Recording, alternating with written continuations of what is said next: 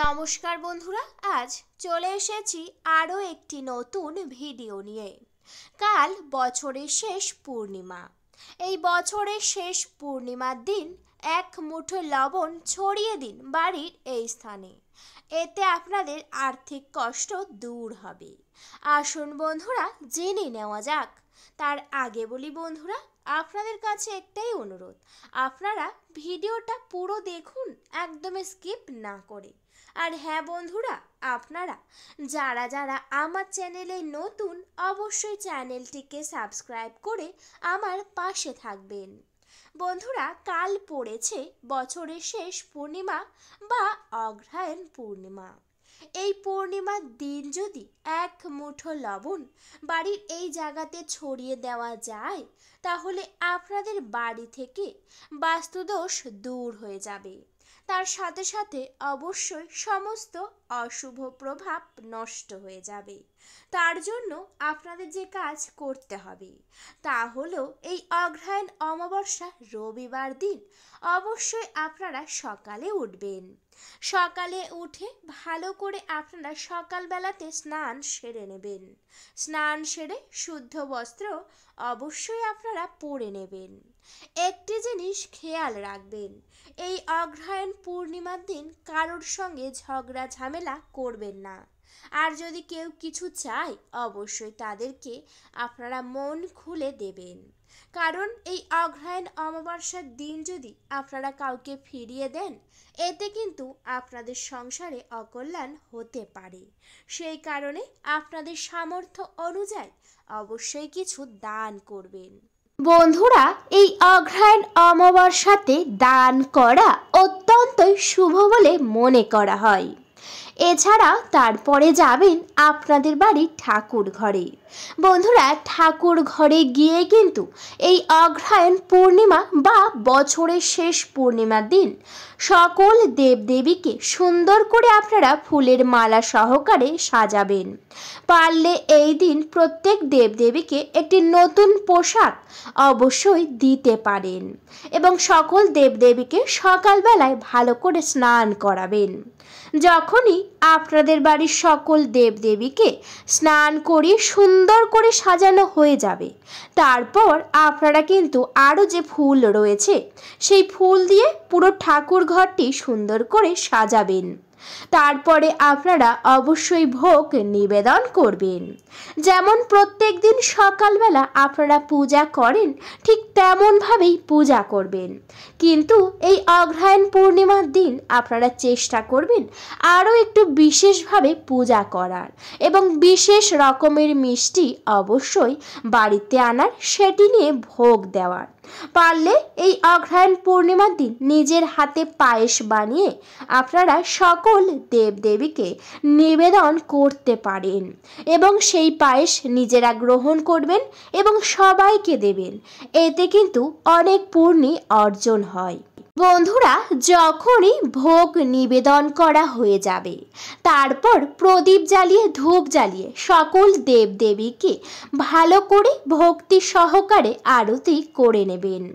এরপর এই অগ্রহায়ণ পূর্ণিমার দিন চেষ্টা করবেন বাড়িতে ধুনো দেওয়ার, কারণ এই শুভ দিনে বাড়িতে ধুনো দেওয়া অত্যন্তই শুভ বলে মনে করা হয়। সেই কারণে যদি সম্ভব হয় অবশ্যই আপনারা ধুনো দেবেন। এরপর বন্ধুরা, আপনারা কিন্তু শাঁখ কাঁসা ঘণ্টা বাজিয়ে এই অগ্রহায়ণ পূর্ণিমার সকালের পূজা সম্পূর্ণ করে নেবেন। বন্ধুরা, পূজা সম্পূর্ণ হয়ে যাওয়ার পর আপনারা অবশ্যই এবার এই জিনিসটি নিয়ে আসবেন। বন্ধুরা, এই জিনিসটির নাম হলো লবণ।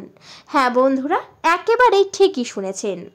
লবণ সবাই জানে, বেশিরভাগ রান্নার কাজে ব্যবহার করা হয়, কিন্তু এই লবণের গুণাগুণ অনেকটাই বেশি। এই লবণ দিয়ে যদি আপনারা বিশেষ কিছু কাজ করতে পারেন, তাহলে আপনাদের সংসার বা আপনাদের বাড়ি থেকে একেবারেই নেগেটিভ এনার্জি দূর হয়ে যাবে। তার জন্য এই অগ্রহায়ণ পূর্ণিমার সকালের পূজা যখনই সম্পূর্ণ হয়ে যাবে, তারপর আপনারা বাজার থেকে গিয়ে একটি সন্ধক লবণের প্যাকেট কিনে নিয়ে আসবেন। যদি আপনাদের বাড়ির ঠাকুর ঘরে বা ঠাকুর ঘরে রান্নার কাজে যে সন্ধক লবণ যদি রেখে থাকেন সেখান থেকে নিতে পারেন, কিন্তু নিজেদের রান্নাঘর থেকে একেবারেই নেবেন না। অবশ্যই আপনারা চেষ্টা করবেন একেবারেই নতুন এবং পবিত্র লবণ কিনে আনার। সর্বদাই পুজোর কাজে বা পুজোর রান্নার কাজে কিন্তু এই সন্ধক লবণ লাগে, সেই কারণে সাধারণ লবণ নেওয়ার কোনো দরকার নেই। যদি সম্ভব হয় অবশ্যই সন্ধক লবণ কিনে নিয়ে আসবেন। এরপর কিনে এনে সেই প্যাকেটটিকে কেটে নিজেদের হাতে, অর্থাৎ এটি যদি কোনো মহিলা করেন অবশ্যই নিজের বাম হাতে নেবেন, আর যদি কোনো পুরুষ করতে চান অবশ্যই নিজের ডান হাতে নেবেন। সেই প্যাকেটটি কেটে নিজের হাতে অল্প পরিমাণ, অর্থাৎ এমনভাবে নেবেন যাতে আপনারা হাতটিকে মুঠো মারতে পারেন, ঠিক তেমনভাবেই আপনাদের বেশ কিছুটা পরিমাণ নিয়ে নিতে হবে। এরপর সেই লবণটি হাতের তালুতে রেখে সেই হাতটি তখন কিন্তু আপনারা মরবেন না।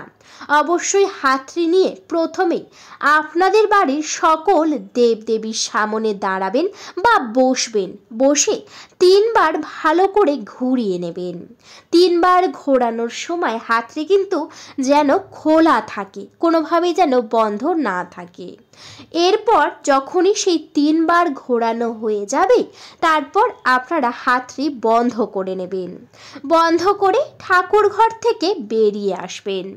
ঠাকুর ঘর থেকে এসে আপনাদের বাড়ির প্রত্যেকটা ঘরে যাবেন, সেই ঘরগুলির জানালা বন্ধ করবেন প্রথমেই, তারপর ঘরের সামনেই দাঁড়াবেন। ঘরের ভিতর ঢোকার কোনো দরকার নেই। ঘরের সামনে দাঁড়িয়ে নিজের হাত, অর্থাৎ নিজের হাতে যে লবণ রয়েছে আপনারা যে হাতটি বন্ধ করে রেখেছেন, ঘরের সামনে দাঁড়িয়ে আপনারা হাতটি অবশ্যই খুলবেন। হাতটি খুলে 3 বার ভালো করে আপনারা ঘরের সামনে ঘোরাবেন। ঘোরানোর সময় আপনাদের ইষ্ট দেবতার নাম অবশ্যই 3 বার করে বলবেন। যখনই একটি করে ঘর হয়ে যাবে আরও যে ঘর রয়েছে অবশ্যই প্রত্যেকটা ঘরের সামনে আপনারা একইভাবে এই কাজ করবেন। কাজটি করা হয়ে গেলে আপনারা চলে যাবেন আপনাদের সদর দরজার সামনে। হ্যাঁ বন্ধুরা, একেবারেই ঠিকই শুনেছেন, এই সদর দরজা দিয়েই কিন্তু বাড়ির মধ্যে শুভ শক্তি এবং অশুভ শক্তি দুটোই প্রবেশ করে। সেই কারণে সদর দরজা অত্যন্ত গুরুত্বপূর্ণ একটি জায়গা। সদর দরজার সামনে গিয়ে প্রথমেই আপনারা সেই হাতটি খুলবেন, খুলে 3 বার ভালো করে ঘোরাবেন। 3 বার ঘোরানোর সময় অবশ্যই ইষ্ট দেবতার নাম নিতে একেবারেই ভুলবেন না। যখনই 3 বার ঘোরানো হয়ে যাবে তারপর আপনারা হাতটি পুনরায় বন্ধ করে নেবেন। এরপর আপনারা চলে যাবেন আপনাদের বাড়ির সামনে এবং তারপর বাড়ির সামন থেকে একটু দূরে যাবেন, গিয়ে দেখবেন যেখানে 3 রাস্তার মোড় রয়েছে। হ্যাঁ বন্ধুরা, একেবারেই ঠিকই শুনেছেন, 3টি জায়গায় যাওয়া যাবে এমন রাস্তার মোড়ে দাঁড়াবেন। দাঁড়িয়ে সেই 1 মুঠো লবণ আপনারা দূরের দিকে ছুঁড়ে দেবেন 3 রাস্তার মোড়ে দাঁড়িয়ে। অবশ্যই করে আপনারা এই কাজ করবেন। যখনই এই কাজটি করবেন দেখে নেবেন যাতে কেউ আপনাদের দিকে না দেখে, একেবারেই গোপনে এবং একা একা এই কাজটি অবশ্যই করতে হবে। সেই 3 রাস্তার মোড়ে ছুঁড়ে দিয়ে আপনারা কিন্তু আর একেবারের জন্য পিছনে তাকাবেন না। যতই কেউ ডাকুক না কেন আপনারা সামনে চলে আসবেন এবং সদর দরজার সামনে এসে ভালো করে হাত ধুয়ে নেবেন। হাত পা ধুয়ে নিজেদের গায়ে একটু জল ছিটিয়ে নেবেন এবং তারপর সদর দরজা বন্ধ করে উপরে চলে আসবেন। বন্ধুরা, এই কাজটির ফলে কিন্তু আপনাদের বাড়ির মধ্যে থাকা সমস্ত নেগেটিভ এনার্জি বা নজর দোষ বা বাস্তু দোষ রয়েছে যা অনেক দিন ধরে থেকেই গেছে, যা নষ্ট হচ্ছে না, সেই সকল অশুভ শক্তি নষ্ট করার জন্য আপনারা এই অগ্রহায়ণ পূর্ণিমার দিন দিন এই কাজ করতে পারেন। এই কাজের ফলে আপনাদের বাড়ি থেকে সমস্ত অশুভ প্রভাব একেবারেই দূর হয়ে যাবে। কাজটি করার সময় মনে বিশ্বাস রাখবেন। কোনো রকম মনে যদি সংকোচ রেখে এই কাজ করেন তাহলে কোনো ফল পাবেন না। বন্ধুরা, তারপরে বাড়িতে এসে ভালো করে যে সকল ভোগ দিয়েছেন ভোগগুলি তুলে নেবেন এবং সবাই প্রসাদ হিসাবে গ্রহণ করবেন। বন্ধুরা, ভিডিওটা এই পর্যন্ত। আশা করি ভিডিওতে আপনারা পুরোটা বুঝতে পেরেছেন। ভিডিওটি ভালো লাগলে অবশ্যই ভিডিওতে একটি লাইক করবেন, শেয়ার করবেন এবং সাবস্ক্রাইব করে আমার পাশে থাকবেন। আজকের মতো আমি বিদায় নিলাম। সবাই ভালো থাকবেন, সুস্থ থাকবেন। সকলকে জানাই অনেক অনেক ধন্যবাদ।